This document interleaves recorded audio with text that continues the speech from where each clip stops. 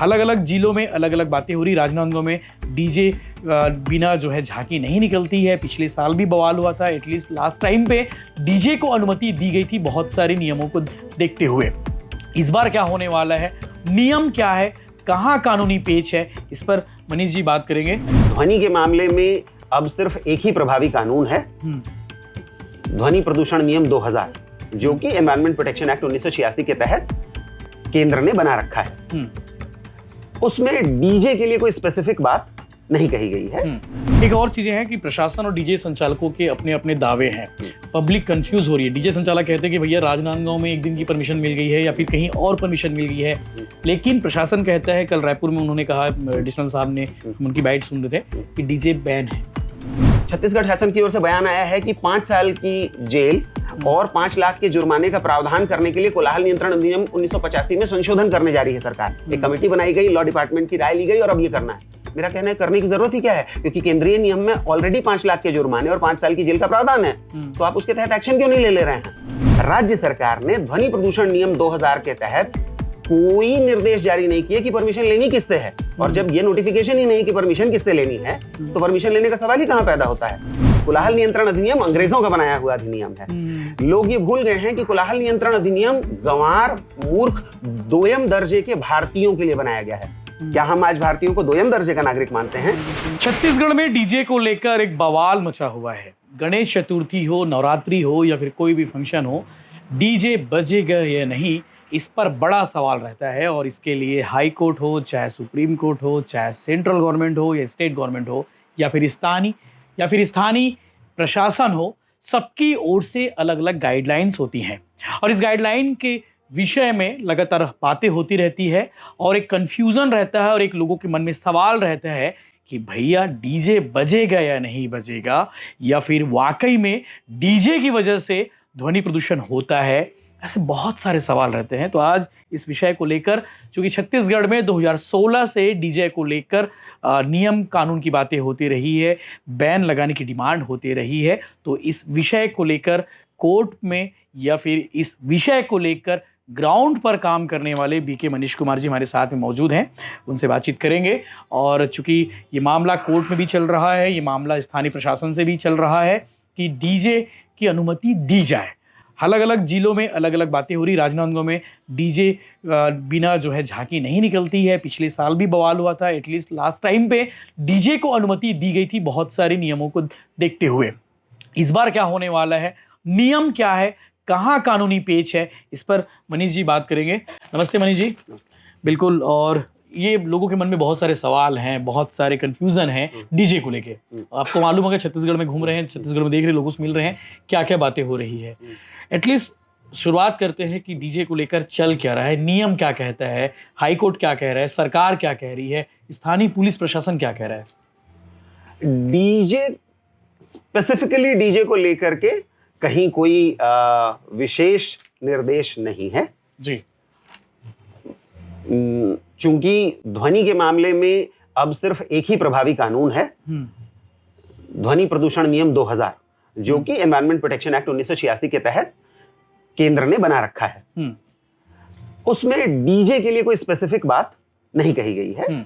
Sound पैदा करने वाले सभी उपकरणों के बारे में बात की गई है, यानी कि ढोल, ताशा, गिटार, आपके गाड़ी, ड्रिल मशीन, ध्वनि में जो जिससे भी ध्वनि निकले, पटाखों से लेकर के कंस्ट्रक्शन की मशीनों तक, उसमें सबका जिक्र है। डीजे के बारे में कोई स्पेसिफिक रेस्ट्रिक्शन उसमें नहीं है। अच्छा। समस्या सिर्फ ये हुई है कि उसको कैसे समझना है, क्योंकि उन नियमों को बनाते समय ऐसा मेरा विनम्र मत है कि बहुत ज्यादा ध्यान नहीं दिया गया। उनको बहुत हड़बड़ी में सन 2000 में बना लिया था भारत सरकार ने।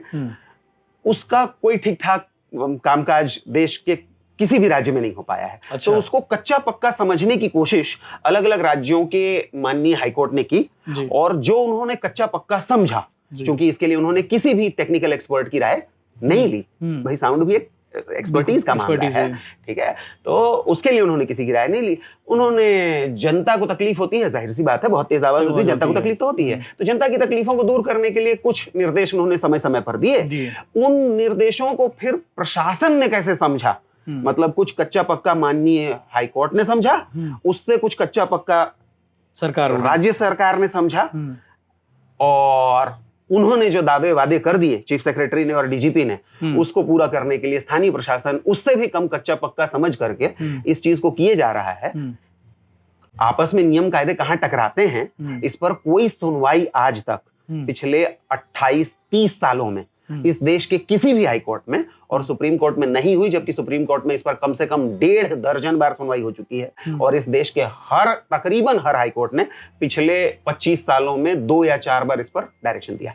बिल्कुल। एक और चीजें हैं कि प्रशासन और डीजे संचालकों के अपने अपने दावे हैं, पब्लिक कंफ्यूज हो रही है। डीजे संचालक कहते हैं कि भैया राजनांदगांव में 1 दिन की परमिशन मिल गई है या फिर कहीं और परमिशन मिल गई है, लेकिन प्रशासन कहता है, कल रायपुर में उन्होंने कहा, एडिशनल साहब ने, हम उनकी बाइट सुन रहे थे, कि डीजे बैन है।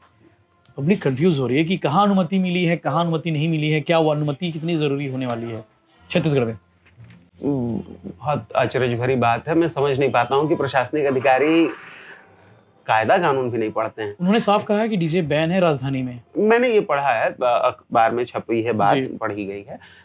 जाहिर सी बात है कि उन्होंने ध्वनि प्रदूषण नियम 2000 नहीं पढ़ा है। ध्वनि प्रदूषण नियम 2000 एडिशनल एसपी रैंक अधिकारी हैं, पढ़े होंगे। मैं बहुत भरोसे से ये कहता हूं कि इस राज्य के मुख्य सचिव, डीजीपी, सभी संभागों के कमिश्नर, सभी जिलों के कलेक्टर और सभी जिलों के एसपी ने 10 अक्टूबर 2023 के पहले एक मीटिंग की थी। उस मीटिंग में जो हुआ उसका एफिडेविट हाई कोर्ट में दिया गया है, पीआईएल नंबर 88/2023 में। उसको पढ़ने के बाद ये कहा जा सकता है कि इनमें से किसी को भी कानून पढ़ना नहीं आता। मैं एक लाइन में बता देता हूं। क्या था उसमें? उसमें उन्होंने बताया था कि चूंकि हाई कोर्ट ने सितंबर 2023 में नोटिस जारी किया था, तो उसके लिए हम क्या करेंगे।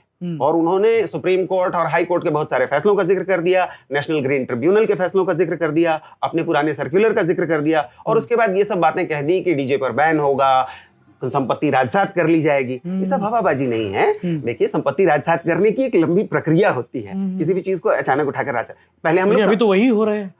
नहीं, संपत्ति पुलिस वाले जब्त कर रहे हैं, उसके बाद उन्हें डराया जा ठीक रहा है, पर राजसात का कोई कागज अभी तक नहीं आया है। दादागिरी कोई करना चाहे, देखिए, दादागिरी चाहे गुंडा करे चाहे पुलिस करे, वो गुंडागर्दी कहलाती है। पुलिस और गुंडे में क्या फर्क होता है कि पुलिस हर काम कायदे कानून से करती है। ठीक, यही पुलिस को गुंडा होने से अलग करता है। पावर का, शक्ति का इस्तेमाल दोनों करते हैं। पुलिस को हम गुंडा नहीं कहते, इसलिए क्योंकि वो कानून के हिसाब से। मैं परमिशन की एक लाइन की बात बता देता हूं। एक बात बहुत साफ है कि ध्वनि को लेकर के भारत में सिर्फ और सिर्फ एक ही प्रभावी कानून है, जिसका नाम है ध्वनि प्रदूषण नियंत्रण नियम 2000। जिस दिन ये बन गया, वैलेंटाइंस डे 2000 को, 14 फरवरी 2000 को, उसके बाद से इस देश में कोई भी दूसरा कानून जो किसी भी राज्य ने बना रखा है समाप्त हो गया। ठीक, अब जरा गौर करें कि इस नियम में परमिशन के बारे में क्या कहा गया है। इसमें कहा गया है कि प्राधिकारी से बिना अनुमति लिए हुए किसी भी तरीके का वाद्य यंत्र नहीं बजाया जाएगा। वो प्राधिकारी वो होगा जिसे भारत सरकार या राज्य सरकार किसी भी प्रचलित कानून के तहत नोटिफाई करेगी। इसमें डीएम और एडिशनल डीएसपी रैंक से नीचे के कोई अधिकारी नहीं होंगे। मजे की बात यह है कि केंद्र सरकार ने ध्वनि प्रदूषण के लिए कोई नोटिफिकेशन जारी नहीं किया। उसने नहीं बताया कि किससे लेनी है परमिशन। राज्य सरकारों ने नोटिफिकेशन जारी कर रखा है, वो एयर पोल्यूशन एक्ट और वाटर पोल्यूशन एक्ट के तहत जो है, और वो तो सिर्फ राज्य प्रदूषण बोर्ड है। राज्य सरकार ने ध्वनि प्रदूषण नियम 2000 के तहत कोई निर्देश जारी नहीं किए कि परमिशन लेनी किससे है। और जब ये नोटिफिकेशन ही नहीं कि परमिशन किससे लेनी है, तो परमिशन लेने का सवाल ही कहां पैदा होता है।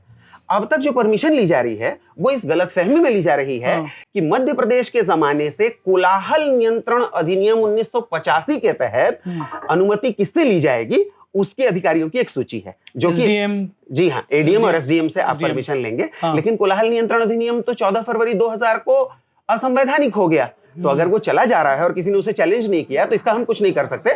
मध्य प्रदेश के नियम कानून, इस बात को मैं भरोसे से कह रहा हूं कि डीजीपी साहब को, चीफ सेक्रेटरी को और वे सारे लोग जो इस मीटिंग में बैठे थे, उन्हें कानून पढ़ना नहीं आता है। ये नियम मैंने नहीं लिखा है। एमपी के बातें अभी भी चल रही है, एमपी के नियम कायदे अभी भी चल रहे हैं हमारे यहाँ। हाँ, हमारे यहाँ ज्यादातर कानून मध्य प्रदेश के हैं। ध्यान रहे कि ये अधिनियम मध्य प्रदेश ने नहीं बनाया था। ये अधिनियम जी नहीं, ये अंग्रेजों ने बनाया था। इसको हम 3 बार अपडेट कर चुके हैं। कोलाहल नियंत्रण अधिनियम अंग्रेजों का बनाया हुआ अधिनियम है। लोग ये भूल गए हैं कि कोलाहल नियंत्रण अधिनियम गंवार, मूर्ख, दोयम दर्जे के भारतीयों के लिए बनाया गया है। क्या हम आज भारतीयों को दोयम दर्जे का नागरिक मानते हैं? बिल्कुल नहीं। हमारे देश में एक संविधान है, हमारे यहाँ भारतीय यूरोपियों से अलग नहीं है। अब उन पर अलग अलग मुकदमे नहीं चल सकते हैं। हमने संविधान में इसके लिए प्रावधान किया है, ठीक है। तो अंग्रेजों का ये कानून चल रहा है। संविधान में हमने चूंकि पर्यावरण के लिए कुछ रखा नहीं था, इसलिए 1972 में इंदिरा गांधी ने स्टॉकहोम कॉन्फ्रेंस में भाषण दिया। हमारे देश में जितने भी पर्यावरणीय कानून हैं वो उसके आधार पर बने हैं, और उसमें एक छोटी सी शर्त आती है संविधान के अनुच्छेद 253 की, कि अगर किसी भी विषय पर भारत कोई अंतर्राष्ट्रीय संधि कर लेता है तो उस पर कानून बनाने का अधिकार यदि किसी तरीके से राज्य को रहा भी हो, संविधान की 7वीं अनुसूची में, तो जो विषय संधि का है उस पर राज्य का कानून बनाने का अधिकार समाप्त हो जाएगा। ये मैं नहीं कह रहा हूं, संविधान 5 जजों की संविधान पीठ ने मगन भाई ईश्वर भाई पटेल बनाम भारत सरकार के केस में 1969 में कह दिया था। जी, बताइए, ये सब चीजों को हमारे अधिकारी पढ़ क्यों नहीं रहे, सब चीजों को देख ही क्यों नहीं रहे हैं? उनके पास भी तो कानूनी सलाहकार होंगे, आप जैसे डीजे वालों की कभी कभी उनकी बातें करते हैं, उनको कानूनी सलाह देते हैं, तो उनके पास भी तो होंगे, सरकार के पास, प्रशासन के पास। मैंने माननीय उच्च न्यायालय को भी विधि बताने की कोशिश की। माननीय मुख्य न्यायमूर्ति ने मुझे कहा, जिन लोगों ने वीडियो देखा होगा, कि मुझे कानून मत पढ़ाइए, ठीक, ये कह के बंद करा दिया गया। कानून क्यों नहीं बताया जाना चाहिए, यही हमारा काम है। हम कोर्ट इसलिए जाते हैं कि हम जजेस को कानून बता सकें। हमारा काम है उनकी मदद करना, ताकि वो सारे पहलुओं को सुन करके सही फैसला ले सकें। तकलीफ ये है कि चूंकि नॉइज पोल्यूशन को लेकर के इस देश का सुप्रीम कोर्ट और सारे हाई कोर्ट्स कोई तकनीकी चीज जानने में इंटरेस्टेड ही नहीं है। क्या है तकनीकी? बहुत एक लाइन की बात है, कोई भारत सरकार और स्टेट गवर्नमेंट की जो तकनीकी चीजें, बहुत एक लाइन की बात। आप ये सोचिए, कोई भी व्यक्ति जो मिडिल स्कूल गया होगा उसको भी पता होगा लाइट, साउंड और हीट एनर्जी फॉर्म है, ठीक है। पोल्यूटेंट की परिभाषा है कि उसको द्रव्य होना चाहिए, या तो सॉलिड होगा, या तो लिक्विड होगा, या गैस होगा। नॉइज या संगीत, चाहे आप उसको नॉइज कहें या संगीत कहें, मेरे लिए जो नॉइज है वो आपके लिए संगीत हो सकता है, और आपका संगीत मेरे लिए नॉइज हो सकता है, ठीक, लेकिन है तो वो energy form. Energy form pollutant कैसे हो सकता है?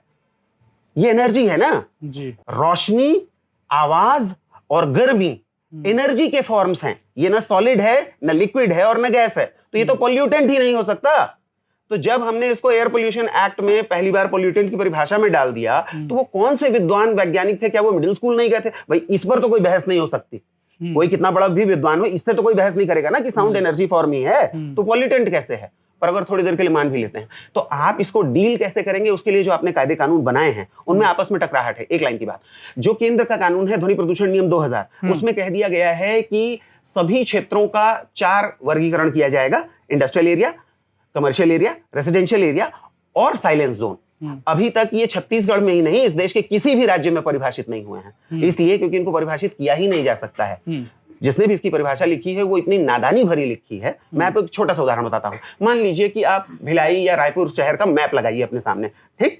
ध्यान रहे कि 2017 के संशोधन के हिसाब से ये काम राज्य शासन को करना है, यानी कि सेक्रेटरी को करना है, यानी पर्यावरण विभाग के सेक्रेटरी को करना है। अब थोड़ी देर के लिए सोचिए कि आप पर्यावरण विभाग के सेक्रेटरी हैं, आपके सामने भिलाई शहर या रायपुर शहर का मैप है। हर हॉस्पिटल, हर स्कूल, हर कोर्ट, हर ऑफिस से 100 मीटर की दूरी शांत क्षेत्र है। आप सोचिए रायपुर शहर के मैप में ऐसे कम से कम 2,500-3 हजार डॉट होंगे, इसलिए क्योंकि हर डॉक्टर ने अपने घर के बाहर भी बोर्ड लगा दिया तो हॉस्पिटल है।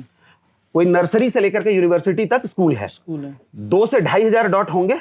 अब 100 मीटर का गोला लगाते बैठिए, आप मर जाएंगे ये देखने में कि कौन कौन से शांत क्षेत्र हो गए, और उनके बीच थोड़ी भी अगर जगह बच गई तो उसको आप साइलेंस जोन नहीं बना सकते, क्योंकि परिभाषा में लिखा हुआ है। आप आत्महत्या कर लेना पसंद करेंगे बजाय इसके कि आप रायपुर या भिलाई शहर में साइलेंस जोन परिभाषित करें।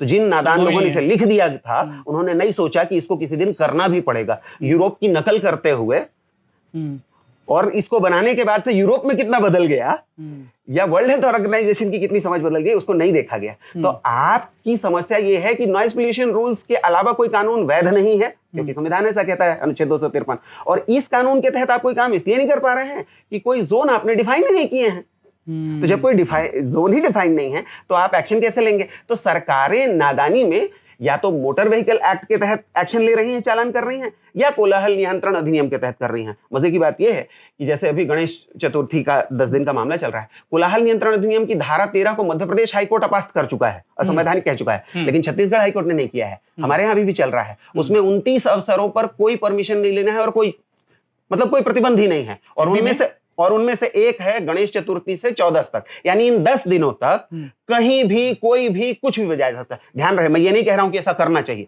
मैं सिर्फ ये कह रहा हूं में ऐसा हो रहा है। नहीं, अधिनियम में ऐसा लिखा है। मध्य प्रदेश हाईकोर्ट ने इस कोलाहल नियंत्रण अधिनियम की धारा 13 को अपास्त कर दिया। मध्य प्रदेश हाईकोर्ट ने अपास्त यानी कि खारिज कर दिया। लेकिन अब मध्य प्रदेश और छत्तीसगढ़ दो अलग अलग राज्य हैं। उन्होंने ये काम 2013 या 15 के आसपास किया, ठीक है, तब तक छत्तीसगढ़ अलग राज्य बन चुका। तो अब अगर उसे अपास्त होना है तो या तो हमारे हाईकोर्ट को खारिज करना पड़ेगा।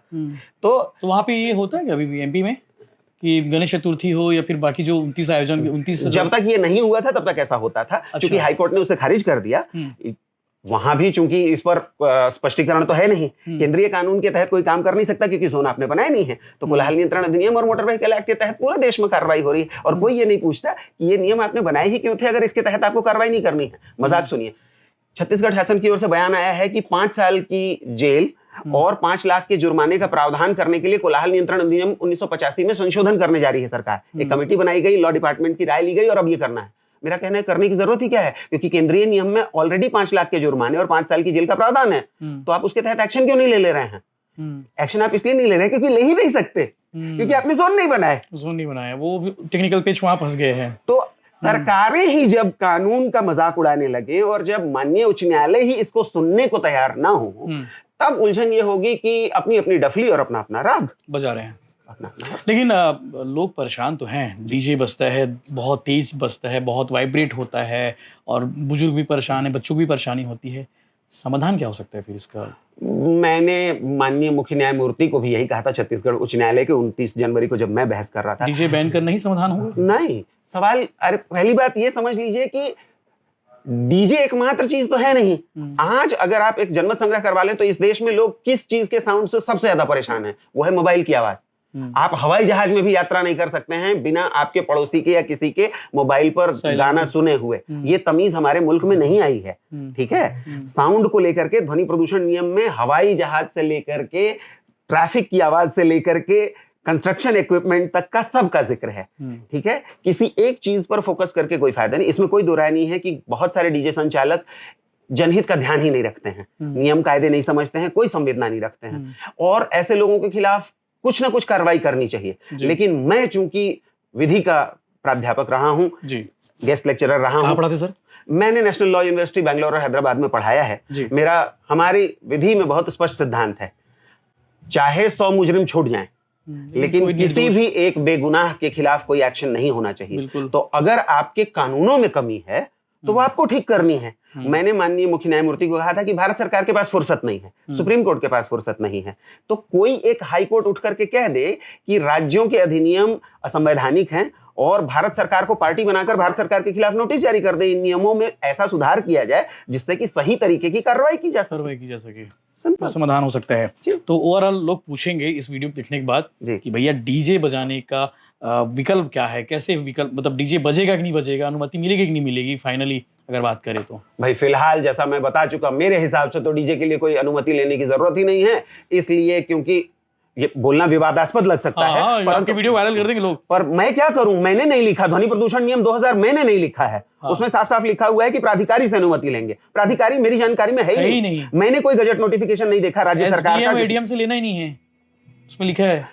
छत्तीसगढ़ शासन का कोई गजट नोटिफिकेशन नहीं है जिसमें कहा गया हो कि ध्वनि प्रदूषण नियम 2000 के तहत छत्तीसगढ़ शासन इन अधिकारियों को प्राधिकारी नियुक्त करता है। कोई प्राधिकारी नहीं है। प्राधिकारी हैं जो कि एयर पोल्यूशन एक्ट के तहत हैं। वो तो सिर्फ और सिर्फ छत्तीसगढ़ राज्य प्रदूषण नियंत्रण बोर्ड है। उसकी कितने दफ्तर हैं इस राज्य में? 4 या 5। एक भिलाई में सेक्टर 9 बंगले के पास है, अंबिकापुर में है, रायपुर में है। इनके सहारे अगर कार्रवाई होनी है तो आप सोच लीजिए कैसे कार्रवाई होनी है और कौन अनुमति लेने जा रहा है और क्या हो रहा है। तो ये मामला कोर्ट में चले गया, हाई कोर्ट हमेशा से चलने का है, सरकार को कहा सुप्रीम कोर्ट में भी 2017 में जो संशोधन किया गया था, उसके पहले बॉम्बे में काफी झगड़ा था और ये संशोधन लाई भारत सरकार की शांत क्षेत्र की घोषणा सिर्फ राज्य शासन करेगा, जिला प्रशासन नहीं। ये एक महत्वपूर्ण संशोधन है। इसको बॉम्बे हाई कोर्ट ने स्टे कर दिया था, सुप्रीम कोर्ट ने स्टे को हटा दिया और मामले को अपने पास मंगा लिया है। आप पिछले 8 सालों से सुप्रीम कोर्ट में इसकी सुनवाई नहीं हो पा रही है। तो आप सोचिए, मामला जाम पड़ा हुआ है, लोग हवा हवाई बातें करते हैं, कोई ये यूपीएससी पास करके आए हुए लोग थोड़ी सी भी तकलीफ नहीं करते। इनको लॉ पढ़ाया गया था मसूरी में और हैदराबाद में, इनको ट्रेनिंग के दरमियान लॉ पढ़ाते हैं, ये मैं भरोसे से जानता हूं क्योंकि मेरे दोस्त इन जगहों पे पढ़ाते रहे हैं। तो ये नादान लोग क्यों लॉ नहीं पढ़ते हैं और क्यों नहीं कहते हाई कोर्ट को भाई अगर कोई गड़बड़ी है तो इन अधिकारियों का कर्तव्य है कि वो पहले राज्य शासन को बताएं कि हम पर ये दबाव क्यों बनाया जा रहा है कि हम गैर कानूनी काम करें। हम क्या अधिकारी इसलिए बने थे कि गैर कानूनी काम करें? कानूनों में ये विसंगतियां हैं, बताएं। राज्य शासन हाईकोर्ट को बताए या भारत सरकार को बताए और उसका कोई इलाज निकले। बिल्कुल। तो थैंक यू मनीष जी, आपने बहुत सारी चीज़ें बताई, ऐसी बातें बताई जो मुझे खुद को ही नहीं मालूम थी। हालांकि दिन भर लॉ तो नहीं पढ़ सकते, लेकिन आप जैसे महानुभाव से हम सीखते हैं, समझते हैं, सुनते हैं। तो उम्मीद करता हूं कि ये वीडियो जिम्मेदार अधिकारियों ने भी देखा होगा, पुलिस प्रशासन, जिला प्रशासन और छत्तीसगढ़ अधिकारियों ने भी देखा होगा कि वाकई में ध्वनि प्रदूषण को लेकर क्या क्या बातें कही गई है और कैसे उसका पालन कराना है। डीजे संचालकों के मन में बहुत सारे सवाल थे, कोशिश की कि उन सवालों के जवाब आ जाए। और अगर आपके पास भी अभी भी कोई सवाल है तो मनीष जी उन सवालों के जवाब देने की कोशिश करेंगे जब हम बहुत जल्द मिलेंगे, 1-2 दिन में। लेकिन अभी भी चीज़ें स्पष्ट नहीं है डीजे को लेकर, अभी भी बहुत सारी बातें हैं। राजनांदगांव को लेकर कहा जा रहा है कि राजनांदगांव में 1 दिन की अनुमति है, रायपुर में टोटल बैन कर दिया गया है, दुर्ग में अलग बातें कही गई है, धमतरी में अलग बातें कही गई है। डीजे संचालकों ने अपनी ओर से भी एक अलग से गाइडलाइन बनाई है कि इतने ज़्यादा जोर से नहीं बजाना है, इतने सेट ही रखना है। तो वो अलग अलग चीज़ें लगातार हम लोग कवरेज कर रहे हैं, आगे भी कवर करते रहेंगे। आपके मन में सवाल होंगे डीजे को लेकर, सवाल आप जरूर करिए। जय हिंद, जय जवाहर, जय छत्तीसगढ़।